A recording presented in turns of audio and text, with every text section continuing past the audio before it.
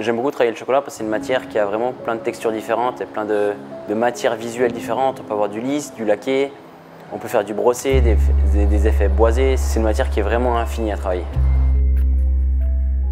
Là, il faut fondre le chocolat autour des 55 degrés. C'est assez important pour fondre tous les cristaux. Ensuite de ça, on le redescend à 28 degrés. Et ensuite de ça, on le travaille à 32 degrés. Donc, c'est-à-dire qu'on va le réchauffer un petit peu avant de l'utiliser.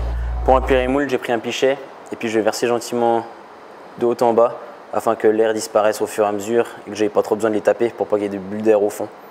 Sachant qu'il y a des petits détails tout au fond. Je vais tapoter légèrement les moules afin de vraiment les lisser et puis de faire disparaître les bulles d'air au fond du moule.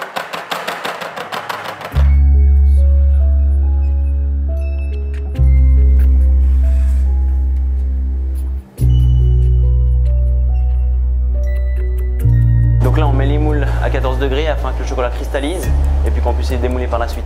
Et pour ne pas casser la paroi, il faut mieux enlever le plastique du chocolat que le chocolat du plastique. Après le démoulage, je laisse juste un peu ma forme revenir en température dehors pour qu'elle soit moins cassante et moins froide. Et ensuite de ça, maintenant je vais les couper à 45 degrés. Donc pour éviter de faire fondre et abîmer le chocolat, j'utilise des chiffons au papier pour appuyer sur le chocolat. Donc pour pouvoir coller deux parois ensemble, je gratte le chocolat pour faire une accroche. Ensuite de ça, je mets de la couverture tempérée et puis ensuite je les colle ensemble. Pour que ça adhère, il n'y a pas besoin de les tenir longtemps si on a une bombe de froid.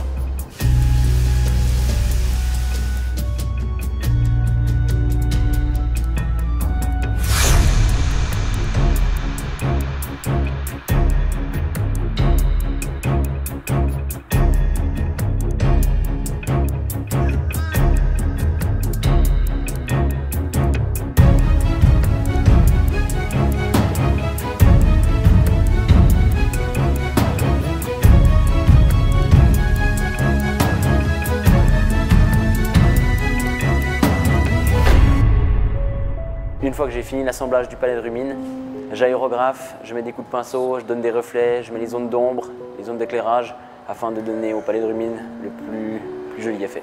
J'utilise des beurres de cacao colorés avec des pigments naturels.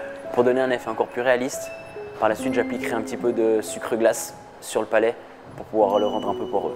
Le palais de rumine là-dedans, c'est vraiment une occasion pour moi de faire quelque chose en grand et puis d'avoir vraiment plein de textures différentes à faire, de la peinture, le côté artistique pour vraiment donner les vrais reflets au palais et puis de juste faire une jolie maquette pour Lausanne.